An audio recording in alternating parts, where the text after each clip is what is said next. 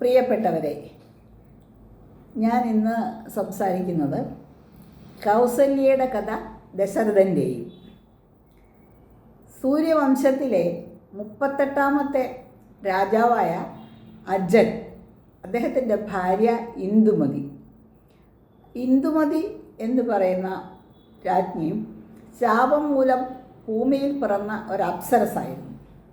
ഒരു ദിവസം അജനും ഇന്ദുമതിയും കൂടി പൂന്തോട്ടത്തിലിരുന്ന് സംസാരിച്ചുകൊണ്ടിരുന്ന സമയത്ത് ആകാശത്തു കൂടി പോയ നാരദൻ്റെ വീണയിൽ നിന്നും ഒരു മാല ഇന്ദുമതിയുടെ ദേഹത്ത് വീണു. ഇന്ദുമതിക്ക് അങ്ങനെ ശാപമോക്ഷം കിട്ടി. ശാപമോക്ഷം കിട്ടിയപ്പോൾ പിന്നെ ഇവിടെ താമസിക്കാൻ പറ്റില്ല. ഇന്ദുമതി രാജാവിനെ ഉപേക്ഷിച്ച് അവരുടെ രാജ്യത്തേക്ക് പോയി, അവരുടെ ലോകത്തേക്ക് പോയി എന്ന് പറയാം. ഇത് കണ്ട് ദുഃഖിതനായ രാജാവും ആത്മഹത്യ ചെയ്തു. അപ്പോൾ ദശരഥ മഹാരാജാവിന് 8 മാസം, അവരുടെ പുത്രനാണ്. അങ്ങനെയുള്ള ഈ ദശരഥനെ വസിഷ്ഠനും സൗമന്ത്രരും ഒക്കെ കൂടെ ചേർത്ത് വളർത്തി ആയുധകലയെല്ലാം അഭ്യസിപ്പിച്ച് മിടുക്കനാക്കി രാജാവാക്കി. അപ്പോൾ ഇതേ കാലഘട്ടത്തിലാണ് ലങ്കാധിപതിയായ രാവണനും ജീവിച്ചിരുന്നത്.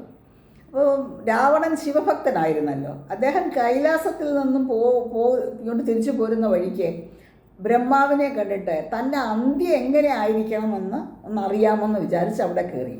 അപ്പം ബ്രഹ്മാവ് പറഞ്ഞു, ദശരഥൻ എന്ന് പറഞ്ഞ രാജാവ് കോസലരാജപുത്രി കൗസല്യയെ വിവാഹം കഴിക്കുകയും അവരിലുണ്ടാകുന്ന രാമൻ തന്നെ വധിക്കുമെന്നും പറഞ്ഞു. അപ്പോൾ അദ്ദേഹത്തിന് ഭയങ്കര ദേഷ്യവും സങ്കടമൊക്കെ കൂടായി. എന്നാൽ കൗസല്യയെ തന്നെ അങ്ങ് കൊന്നുകളയാമെന്ന് വിചാരിച്ചിട്ട് കൗസല്യയെ കൊല്ലാനായി ശ്രമിച്ചു. ഭാര്യ മണ്ഡോദരി സ്ത്രീ ഹത്യ പാപമാണെന്ന് പറഞ്ഞ് അത് തടഞ്ഞു. പിന്നീട് ഇത് അടങ്ങിയിരുന്നില്ല ദശരഥൻ. കൗസല്യയെ എങ്ങനെയെങ്കിലും നശിപ്പിക്കണം. കൗസല്യയെ കണ്ടുപിടിച്ച് ഒരു പെട്ടിയിലാക്കി നദിയിൽ കൂടെ ഒഴുക്കി. ആ സമയം നദിയിൽ കൂടെ ഈ രാജാവ് യാത്ര ചെയ്യുകയായിരുന്നു. ഒരു പെട്ടി ഇങ്ങനെ ഒഴുകി പോകുന്നത് കണ്ട് ദശരഥൻ ചെന്ന് പെട്ടി അടുപ്പിച്ച് പെട്ടിയൊക്കെ തുറന്നു നോക്കിയപ്പോൾ സുന്ദരിയായ കോസലപുത്രി. അതിനിടയ്ക്ക് തന്നെ ദശരഥനും കോസല രാജാവുമായിട്ട് ചില യുദ്ധമൊക്കെ ഉണ്ടതായിട്ട് പറയുന്നുണ്ട്. അങ്ങനെ എന്തായാലും ദശരഥൻ ഈ കോസല രാജാവിൻ്റെ പുത്രി കൗസല്യയെ വിവാഹം കഴിച്ചു. കോസലത്തിലെ രാജകുമാരി അയോധ്യയിലെ മഹാറാണിയായിട്ട് മാറി. പിന്നീട് വന്ന കൈകേയിയോടും സുമിത്രയോടും ഒക്കെ സ്നേഹപൂർണമായ പെരുമാറ്റമായിരുന്നു. നല്ല ഒരു സ്ത്രീരത്നമായിരുന്നു കൗസല്യ. തികച്ചു ശാന്തമായ ഒരു അന്തരീക്ഷത്തിലാണ് അവിടെ കഴിഞ്ഞിരുന്നത്. ഇപ്പോൾ ശ്രീരാമൻ്റെ ജനനസമയത്ത് സ്വന്തം കുട്ടിയിൽ ഭഗവത് രൂപമാണ് കൗസല്യയ്ക്ക് കാണാൻ കഴിഞ്ഞത്. ഒരമ്മയുടെ സ്നേഹവും ലാളനയൊക്കെ നൽകാൻ പാകത്തിൽ ഉള്ള കുട്ടിയെ എനിക്ക് മതി എന്നവർ ഭഗവാനോട് ആവശ്യപ്പെട്ടു. ലാളനാശ്ലേഷാധ്യാനരൂപമായിരിപ്പോരു ബാലഭാവത്തെ മമ കാട്ടേണം ദയാനിധേ, പുത്രവാത്സല്യവ്യാജമായൊരു പരിചരണത്താലേ കടക്കേണം ദുഃഖ സംസാരാർണവം. അതാണ് കൗസല്യ എന്ന് ആവശ്യപ്പെട്ടത്. ഈ കൗസല്യ തന്നെയാണ് രാമരാവണ യുദ്ധം കഴിഞ്ഞ് ക്ഷീണിച്ച് അവശനായി വന്ന രാമനെ കണ്ടപ്പോഴുണ്ടായ ആഹ്ലാദവും വർണ്ണിച്ചിട്ടുണ്ട്. എഴുത്തച്ഛൻ പറയുന്നു, അമ്മയ്ക്ക് മകനെ കണ്ടപ്പോൾ അമ്മയുടെ സ്നേഹം അതികഠിനമായി. കാലേ കനിഞ്ഞു പുണർന്നാളുടൻ മുലപ്പാലും ചുരന്നിതു മാതാവിനന്നേരം എന്നാണ് പറയപ്പെടുന്നത്. അമ്മയ്ക്ക് മകനെ മടിയിലിരുത്തി കളിപ്പിക്കാനും ആഗ്രഹം.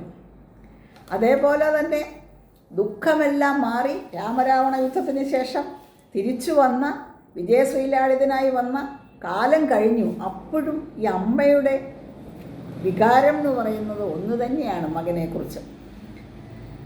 പിന്നീട് കൗസല്യ ശ്രീരാമനെ കാട്ടിലയക്കണമെന്ന കൈകേയിയുടെ കുതന്ത്രത്തിൽ വീണുപോയ ദശരഥനെ പഴിക്കുന്നുണ്ട്.